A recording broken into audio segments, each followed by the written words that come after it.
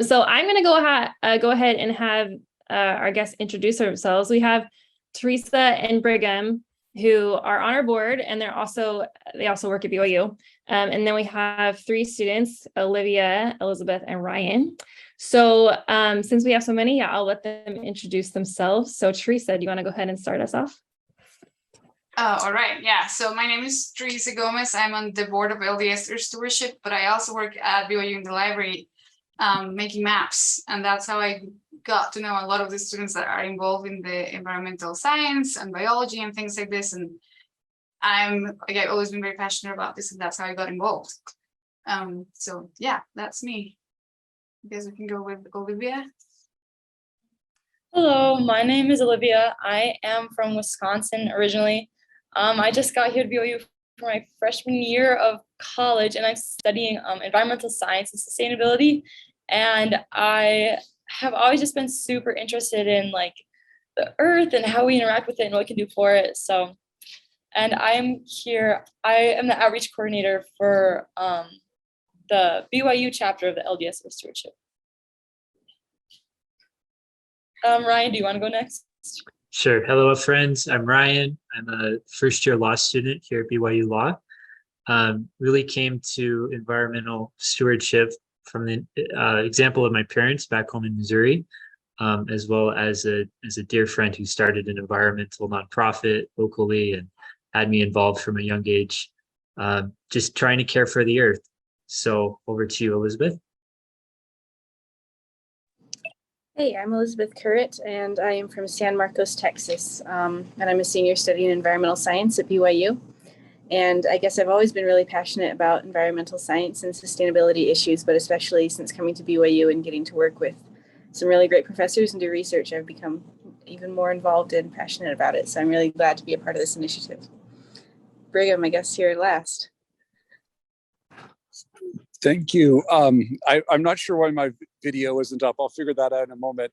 I'm Brig Daniels. I am a professor at the law school and just so thrilled to be part of this panel. I hope that you all are energized about this as much as I am. The students' enthusiasm is contagious. Awesome. Well, thank you, everybody. We're so excited to hear more of your insight and wisdom about this topic. So Teresa, I think you are ready to go, ready to take it away. Yeah, great. So thanks everyone for coming to our little meeting. We have been working really hard this semester in something that a campaign that we're calling Why Talk. But before we talk about our actual purpose and the purpose of our campaign, we want to give you a little bit of background on how we came to form this group of students and why we're doing this the way we're doing it right now. BYU is a wonderful university that has a lot of great students that have the right vision and care about the environment so much. And they've been working on their own for a long time to have clubs and initiatives and classes and service projects on their own to show that they care about the earth, planting trees, cleaning trails, all of these things, right? And they've been doing a lot of things for a long time. Jared Meek, who is, I saw him somewhere.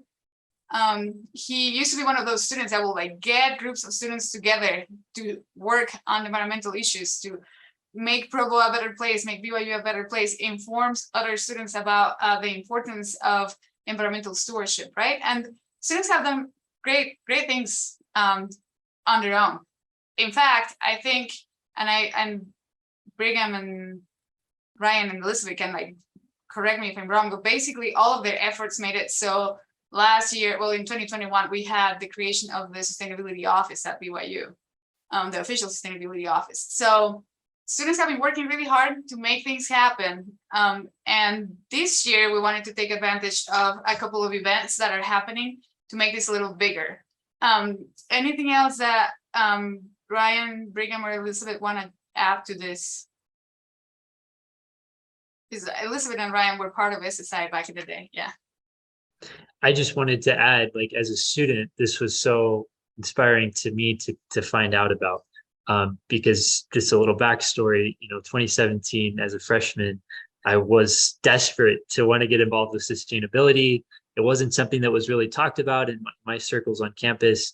There was one kind of a trying to get people to go bike riding. And there was this little table for Earth Stewardship, which was a different club other than LDS Earth Stewardship. But, we didn't see, I mean, I said, well, what about composting? What about, blah, blah, blah. And they're like, oh man, these are great ideas. We don't have it yet. But just here we are 5 years later, and we have composting, we have a sustainability office. So definite progress being made, and super exciting. I'll hop in. This is Brig. Sorry, I can't get my video to start. It says I'm in safe driving mode and I'm walking. So that gives you a sense of the pace that we're going at BYU these days. Just, Teresa, would this be a good time to give a little bit of background into the initiative itself, or I don't want to preempt that? Yeah, we're good. It's a good transition moment. Okay, great. So, I mean, the initiative of Why Talk basically came from, it's a student-driven initiative, but the kernel of the idea behind it, I don't know how many of you got to see Katharine Hayhoe, the Nature Conservancy's chief climate scientist, when she spoke to LDS environmental groups last spring. But one of the stories that she told was a story about a man that she met from England who had, started talking to people about climate change and why we should do something about it. And, he talked to people who talked to people who talked to people, and they had a way of trying to figure out, keeping a list of who's talked to who in the town. And eventually they had something like 10,000 conversations. And this is a story that Katharine Hayhoe tells almost anytime she goes anywhere, from what I can tell. I've watched a few videos, and almost any one of her recorded speeches, you'll see that she'll mention this story. The idea here was really to try to give Katharine Hayhoe another story, and we wanted it to focus on our Latter-day Saints having conversations about climate. The idea is that students were going to start a number of conversations, and that these conversations would be recorded. We had to figure out a whole bunch of stuff, which I think we'll talk about, like what is a conversation and how is it recorded and all of these other things, and how many conversations do we want, right? But the idea is Katharine Hayhoe is going to be coming to BYU at the end of November. And by the time she gets here to tell the BYU community about climate change, we want to be able to tell her a story about what's going on with Latter-day Saints and conversations on climate change. Yeah, no, and I think we just wanted to take advantage of this like green momentum, I call it, right? Like we had the opening of the sustainability office in 2021, and then we've had like a really successful green year when it comes to like green activities thanks to the sustainability office, right? So what we wanted to do is like kind of like joint efforts, right? Like we have the sustainability office, we have the BYU Earth Stewardship chapter, the environmental science club. There's like a bunch of little clubs on campus that have this vision of caring about the environment, right? So what we thought is like, there's so many of us kind of working on the same thing. Why don't we join forces to do something that will make a difference? And I think this is important for a lot of reasons, and we will go to like the environmental stewardship part in a little bit. But to me, caring about the earth, I said this before at one of our meetings, kills like two birds with one stone, right? Like the first commandment is to love God. So as we're like caring for the earth, we're honoring God's creations, we're honoring God, we're like appreciating the things that he has given us. And then the second commandment is to love our neighbor, right? And we all know, and we'll talk about this more later, that as we take care of the earth, we are really making life better for all other brothers and sisters here on the earth. But what I see here at BYU, and maybe Brigham can tell a little bit more about this, I see this more of like kind of like a local stewardship in every way project, because I can't find a better word. Like I see this as an opportunity for students to serve and be true disciples of Jesus Christ. Like college is hard and people have a hard time making friends, or sometimes it's just really hard because they're overwhelmed with like classes and things like that. And from what my experience has been with BYU students, they want to do good things. Like our students are so good and they have really good intentions of doing good things, making a difference. But sometimes it's hard because they have so much going on. And sometimes like BYU is great, but like some people might not feel like they fit really well, or they might feel like they might be too old or too young or too like nerdy. There's all these things. But what we found with this initiative and this group is that we found a thing that they all have in common, which is their love for the environment. So this initiative is providing a space for all of them to come and serve in very like tangible ways, right? Like they're providing a lot of service, learning a lot of leadership opportunities, but they're also making friends and finding a place where they belong. And I think for me, this is just one of the most important things, right? Like people here are like becoming friends, finding a place. And I think this goes beyond us talking about climate, right? We want to save the earth, but in the end, we also want to save souls and help people become better people. And as we do this, as we've been working on this initiative together, it's been great to see all this. And Brigham, yesterday you said something really beautiful about why we think students are the heart of this. Do you want to say that again? So here is basically, you know, I've been at BYU for, I think 12 years. And, you know, the whole time I've been at BYU, it really has been a priority of mine to try to engage with the campus on issues of environmental stewardship and help people to understand that this is an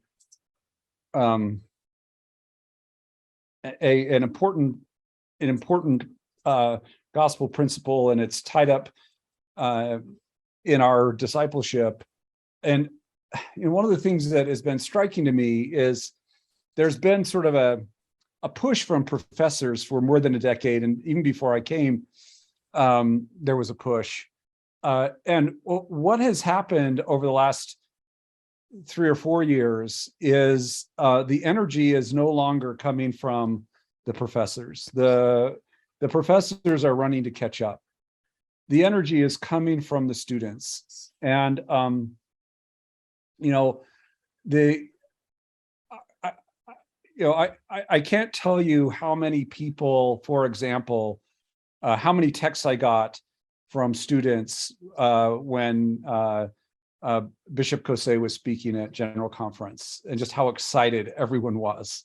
It was just electric. But, you know, it was all of these young people who were just so grateful to do this. And, you know, I didn't really hear a lot from my professor friends. I did hear a little bit, but I mean, the energy is definitely coming from the young folks on this. And I really do think that this is a, you know, this is a really important moment in our church and in our, in just the way that we conceive ourselves. I think the young people find environmental issues, not in a political way, but in a spiritual way, grounding. And I think that we are just all trying to kind of keep up. And I do think that the reason that BYU has been able to make so much progress on these issues, including the Sustainability Office, it all has to do with the students. And so this particular project, which the students are the tip of the spear, and you know, really trying to make themselves visible on an issue that they care tremendously about, is I just think it is so inspiring. And I mean, the hope is that the students will not only be successful in doing this as far as getting the word out, but they can model for all the rest of us, you know, what discipleship looks like as stewards, and not just activists, as, you know, people who are expressing their love and not just their politics. So it is super exciting to me. And I mean, I don't know if that's exactly what you wanted, Teresa, but those are some of the things I've just been feeling a lot lately, and just gratitude to just watch what's happening on campus. It's very exciting. Yes, I've been feeling a lot of gratitude too. The energy and the devotion that all the students have for this campaign has been incredible to me. Like, I just can't tell you how much work they're putting into this and how many ideas they have, and it's been really great. So we're gonna try to go back a little bit and talk about like what we're hoping to do. Brigham said this before. Magically, this semester we are gonna have Catherine Hinkle come to talk during your BYU forum, like the devotional time, right? Which is the one meeting that all BYU campus students and employees join once a week. And we're gonna have somebody that will be talking about the environment, right? So we want to kind of like take her message and like bring it to the world. So I'm gonna let our students talk to you a little bit about why we are so excited about Catherine Hayhoe, what she's all about, and how we are joining this to what we believe when it comes to environmental stewardship. So Olivia, I think you are, so wait, why can I change my slide? There we go, perfect. Yeah, I am super, super excited for this whole campaign. I hadn't really heard of Catherine Hayhoe before, but hearing about her and learning about her whole message makes me really just like, I want to do all I can. And like, I want to get involved. Whereas before, like in high school, I was kind of scared of like trying to be like an activist, but she makes it super simple. And that the biggest thing that we can do, according to her, is to just talk about it. I think one of my big things is communication is incredible. I'm a professional writing and rhetoric minor right now, and just the study of how people connect through different ways is just super cool. I think communication is the engine that really finally fuels movements. It's once early civilizations figured out how to communicate effectively, they grew in so many different ways. And so the power to spread ideas, to unite communities, to unite nations, and even to unite the globe are pivotal to creating the kind of change that we kind of really want to see in the next like 10 years. So talking about, oh yeah, sorry, one of her old quotes, it was on the last slide, but it's really the engine of hope as well. So talking about climate change, it's really about 70% of people in the US understand that climate change is a huge issue and that there's a lot of danger associated with it. But in the same, this was a Yale study, in the same study, they found that only around like 60 people, only around like 40 people actually talk about it. And this is a huge disconnect that really proves how far we have to go. And so talk to your neighbors, to your friends, to anybody and everybody about the earth, the climate, your personal stewardship, sustainability. Our goal at BYU has been to talk not only the reality, which can be a little scary sometimes, but to focus mostly on the hope behind it and the things that are already been doing and the things we have done. I think that's the biggest motivator. Isn't fear, but it's how we can work together to overcome it. And so when you talk different ways about like how you reduce consumption or how like Ryan talked about his composting, that is a big motivator for other people to do what you do also. I think talking about things, people talk about what they love. And if you love the earth and love to be a steward over it, take the extra step to just kind of like talk about it.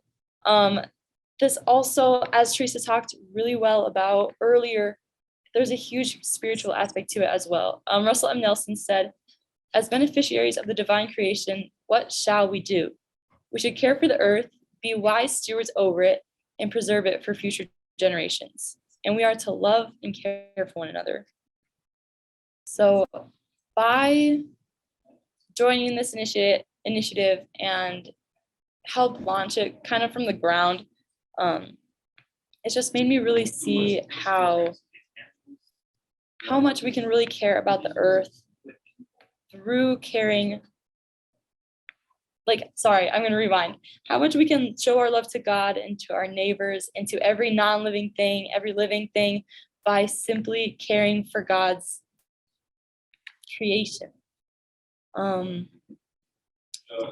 Also, sorry, I feel a little scattered, but yeah, it's a huge part of, we've been called to be stewards over the earth and to love it. And by talking about it and bringing attention to it, we are trying to take the first step to fulfill that calling that we all have. Thanks, Olivia. Ryan or Elizabeth, anything you want to add? Yeah. One of the things I love about Catherine Hayhoe and what she says is that everyone has a reason to care about climate change, even if they don't realize it yet. And so I think as Latter-day Saints especially, we all have this huge reason, as Olivia was saying already, to care about the earth and to care about climate change and environmental stewardship and all these issues that really are like such an integral part of our doctrine and of what we want to live every day. So even if people might not be used to talking about this, I think that especially with this group, we have a really easy way to start conversations. And I'm really, really glad for that. And we heard just in last conference with Bishop Caussé, that can be a great conversation starter as well. Just talking about how this truly is an integral part of our church doctrine and what we need to be living and talking about. Yeah, and just going along with that, I mean, they say talk is cheap, and that's true. But I was just talking yesterday at family home evening with one of my brothers, YSA friends. We do it in groups, and he's like, I want to do something, but frankly, I don't know anything about climate change, And so we were able to have this conversation about, well, you don't even need to do anything because we have, as you said, Elizabeth, we have this theology of stewardship and this theology of saying, okay, what more do I need to do to show care for God's creation, to honor the sacred? And so I think it's powerful to start with the conversation because so many people are scared. So many people don't know what to do. And just by simply talking, that gets it into the mind. I mean, it's powerful, right? With when we share the gospel, we do the same exact thing. We start by talking about it and just sharing what's close to our heart, and then others can respond to it as the Spirit directs. Yeah, and I think people will be prompted to I think starting getting the idea into people's minds, that's probably how we all got there, right? Like Brian, you said that my parents were good stewards, and that's why I'm a good steward, right? So if we share what we do, share what we love, share what we are when it comes to environmental stewardship, that's how we get contagious. And then people will do what they can do best, which might not be the same thing that we do. I cannot be a vegan, but I walk to work, right? So there's all these things that we can do. Every individual will do a different thing. So as you have heard, we believe that we need to talk about climate change for a lot of reasons, because it's a real issue, but also because we are disciples of God. So our goal is to have, oh man, I have two things. Yeah. Our goal is to have thousands of climate conversations on our campus and around the world. And as Regan said before, this is a big task because, we have 30,000 plus people on campus, and talking to each one of those, it's hard. We don't have that many. I mean, not everyone on campus is like a tree hugger, right? So what we're trying to do is trying to organize our students in an effective way that will help us reach as many students as we can. And the first thing that we did was just we did a big call out, right? We called the clubs, we called the people in classes, and we're like, if you're interested in climate change, the first, come, we're gonna have a meeting where we have a big project. We don't really know what we're doing, but we need to brainstorm. Will you come? And it was the third day of the semester, right, Brigham? Yes. And we had 50 people, and 50 students that just volunteered their time and their ideas. They just wanted to come, and they joined us. This is our day one. And as you can see, we have all these whiteboards full of ideas on how to do things. And after that day, we took off. And we've been catching students as we go. And then again, I will pass the time to the students to tell me, or Brigham or Chip, who have been a big part of this, that can also join the conversation on how are we making this happen. Yeah, can I just say one thing before we get into that? Yes. And I do think I mean, one of the great things about this message, we're not trying to find the environmentalists. We're trying to find people who potentially could embrace what Bishop Caussé said in conference, which is this is this is not just, I mean, this is an integral component of our discipleship. That to me, I don't think that has ever been stated as clearly, that this is an integral component of our discipleship. You know, what we, and why is that? I mean, I think it really gets down to the idea that we don't necessarily need, you know, what we're trying to tap into is people who care about each other and understand. I mean, the hard thing about climate change to get across to people is helping them understand that the things that we do will have an impact on others. And I mean, that's part of what these conversations are doing. One thing I do want to highlight, though, before Chip or others chime in, I just see this this picture in the side, the one in your left-hand corner. I don't want to take all the thunder here, but this is how many conversations the students have had so far: 4,300. I mean, this is really, and last week I think it was 1,800. This is really starting to roll out in a really impressive way, and I think that we should let's hear from. I'd love to hear from Chip. I'd love to hear from the students about how are we having these conversations? How are we tracking them? You know, what are your experiences you're having them? And then how can others on this call help? I think those are things that we really should try to address. Okay, I can get you started. We had a big meeting of a lot of students with a lot of ideas. And the first thing that we did was kind of like break up our ideas into different teams. So what I have right now is a group of 5 different teams with team coordinators. Most of them are on this call, but it's been beautiful to see how everyone has different talents, right? Like I have students that are really good at social media or design or things like this, or recording videos. Some other students are really good at thinking of events and things like that. So this is kind of where they're going. So I would love to hear from Brian and tell them how you got involved with this and what are you doing now as part of your job in the campaign. Yeah, you know, and this is part of the organic movement. Is Teresa, I met her at one of the climate conversation events that we had, which is where we had former Representative Bob Inglis on campus talking about, from a conservative perspective, how can you talk about climate change with his organization, and so attending that and then saying I want to get more involved and so on, was able to connect with Teresa and hear about this great initiative. So to Teresa's point, what we're trying to do now is we have so many volunteers, so much interest, triaging that and getting people put where they can make a difference in the initiative, whether that's social media or volunteering to get the word out and so on.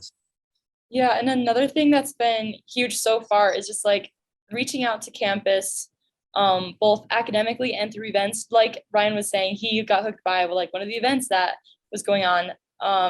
Through outreach, the biggest thing we've had is we've opened up like booths just in our like main eating area, or one of them on campus, where we have 1 or 2 people just sitting there with a sign like, come talk to me about like sustainability or climate change. And it amazed me at least how many people just came up and just wanted to like talk, and was like, hey, what's this?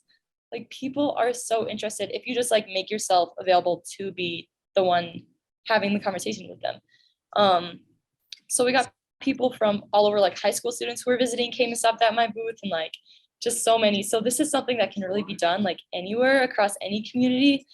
It's to just find an open spot that you're of course allowed to be there, and just make yourself available.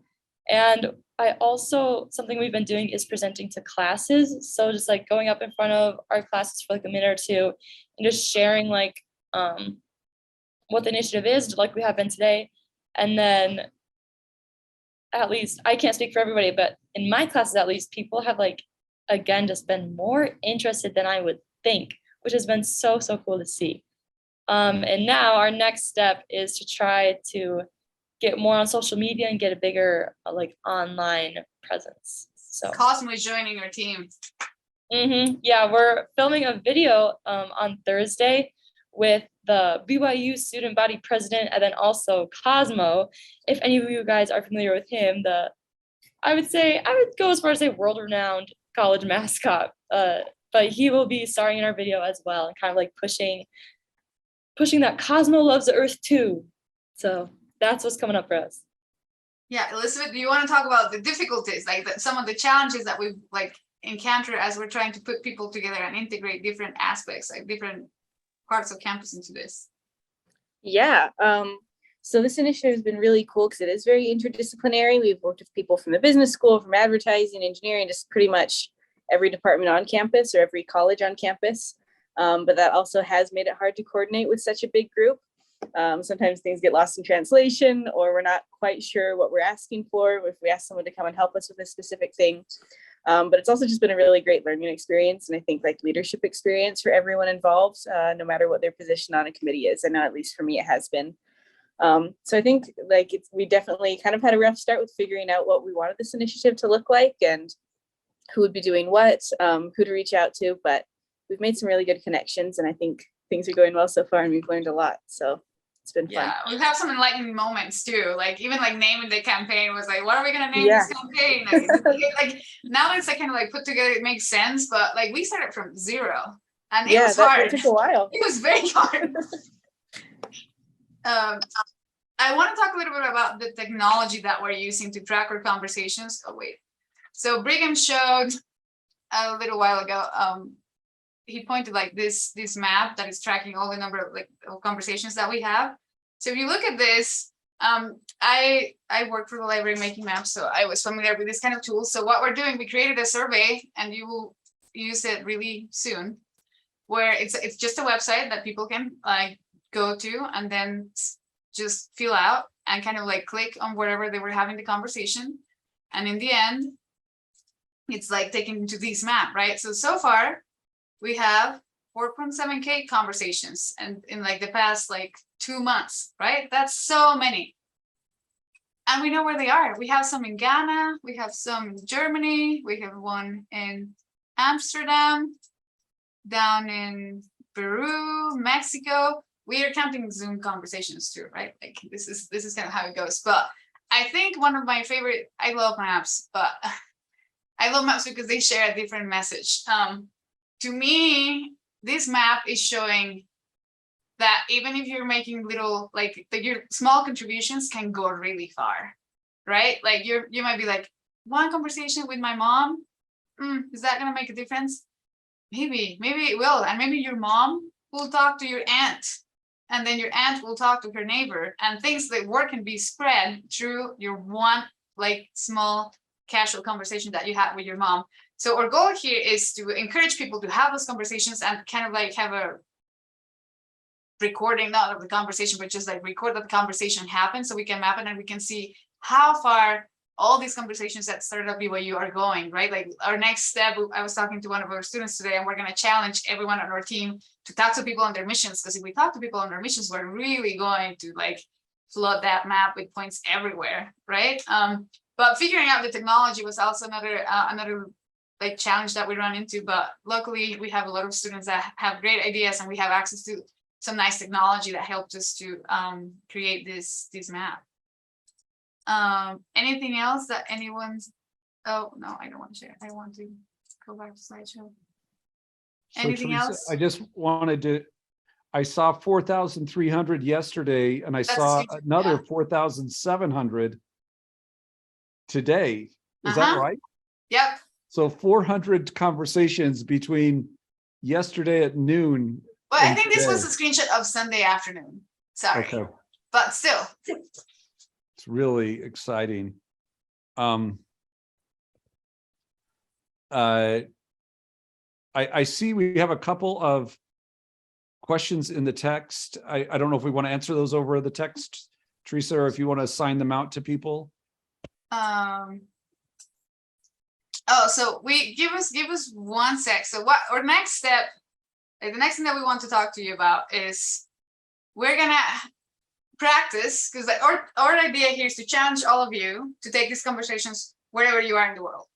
So what we're gonna do right now is that we're gonna practice. We're gonna practice how to have conversations. As we talked before, conversations don't have to be complicated, right? Like we're gonna give you today, we're gonna help you out, and we're gonna give you a prompt, which is what was your favorite part about Bishop Cose's talk, right? So Chloe is gonna break us into breakout rooms of 3, and we're gonna talk for 3 minutes about our favorite part of Bishop Cose's talk, and that's gonna be our climate conversation of the day. And after we do that, Ryan is gonna show us how to use the app and record the conversation, so you can all practice. Okay, does that make sense? Everyone Yeah. up for it? And one thing also to mention is when you're in your breakout room, so after this, like Teresa mentioned, we're gonna mark them on our survey that we have. Decide who of you is going to record the conversation, right? So if like there's 3 of you in a breakout room, we'll record 1 conversation for that. So one of you out of the 3 kind of pre-assign who's gonna do that after we exit the breakout rooms. Okay, are we Okay. ready? Yes. All right, here we go. See you in 3 minutes. Okay, I think we're all back. Whoever's speaking next. Okay. Ryan, I will let you take it from Ab- here. Absolutely, yes. So I will share my screen here. Okay. Yes, and let me go ahead and post this link into the chat. There you are. So you obviously record the number of conversations, and note that this is each person engaged. So for instance, in our conversations just now, we will do 3. And the ideal here is for the invitation to pass on the conversation so that we continue to spread it. As Teresa said, you can click in here and say where this occurred. When it comes to Zoom, you have to be somewhat creative. So, you know, I think our idea was to be wherever you are based out of, but wherever you feel is the best there. The date and the time, which is auto-filled, so makes sense to record it as soon as you have the conversation, but of course you can come back and change this later. And then if you would like to be involved in our social media promotions, you can upload the selfie with the conversation. And if you want to be added on to the email list, you can do so by entering that information here. But again, that is all optional. The main key task is the number of conversations, the place, and the time. Back to you, Teresa. Yeah, great. Thank you. Thank you so much, Ryan. So I think Elizabeth goes next. She has the final word on what we're doing with this. Yep. So we just want to leave you all with this challenge. I feel like a missionary right now. Leave you guys with the challenge to go out and talk about climate change, talk about environmental stewardship with your family and friends and people in your classes, neighbors, wherever you are. You can start the conversation in a way that makes sense for each person, right? You don't have to start off in a set way talking about like statistics on climate change, but it can be whatever feels natural and whatever you think will be meaningful and engage with that person. So we're really excited for this challenge. We think we're doing really well already, and we're just really glad to have so many people involved. Yeah, and record your conversations, have them, but also have like we would love to see where you are and where the conversations are happening, right? Like this is going to be very powerful, like really giving people hope that their voice matters, that their voice can go places, right? So that's kind of our hope. That's our message today. We're open for questions, right? And or unless anybody else has anything else to say, Olivia, Brian, Elizabeth, Brigham. Teresa, Chip and Raymond have been very involved in this too. So if you have anything to say, please say so. Teresa, do you want to answer the couple questions that are in the chat right now? And then do you want me to share the social media stuff? Chip, were you gonna say something? Well, I was just going to say one quick thing. This, in my mind, this campaign does 2 things really, really well. One is conversations is about relationships, right? And I think that one of the things that is, kind of LDS or Stewardship's brand is that it's about people, right? That we're not, kind of loving dirt over people. And I think that I think that was at the core of Bishop Coze's message too. You have conversations. You don't have to convince anyone about anything. It's about engagement, and about kind of, bringing this forward. The other thing this does that I think that historically, I've been involved in a lot of different, kind of initiatives, and, there's a lot of excitement and enthusiasm to do something. And sometimes it's hard to get people connected to do something right away. They come and they express interest in it. It's like, yeah, we'd love to use you. And then they kind of sit on a list, and, and it's hard to coordinate lots of volunteers and things like that. There's something so organic about this that it's like, you want to do something, go have a conversation right now. Right? Like you can do that, and you can challenge that person to have a conversation, and you can right out of the gate, there's something to do for us all to do and to keep doing. And I really like that about this. We're building relationships and we're getting people engaged and involved. And I just think it's brilliant. Yes, I agree. Immediate action. Back to the questions from the chat. I think, yes, you should count the LDS Action Team Citizens Climate Education conversation. We will love that. That will be really fun to have on our map. Sierra, we have not sent this to the BYU alumni, but thank you. And if you have any ideas of how we can spread the word even more, please send that our way. This is a great idea. Thank you, Sierra. That's awesome. I think those are all the questions on the chat. Yeah, I am the Relief Society president, and we're definitely talking about this talk next month. So yeah, that's a great way to get your word involved. Thank And you. a little plug. Oh, can I put in a plug?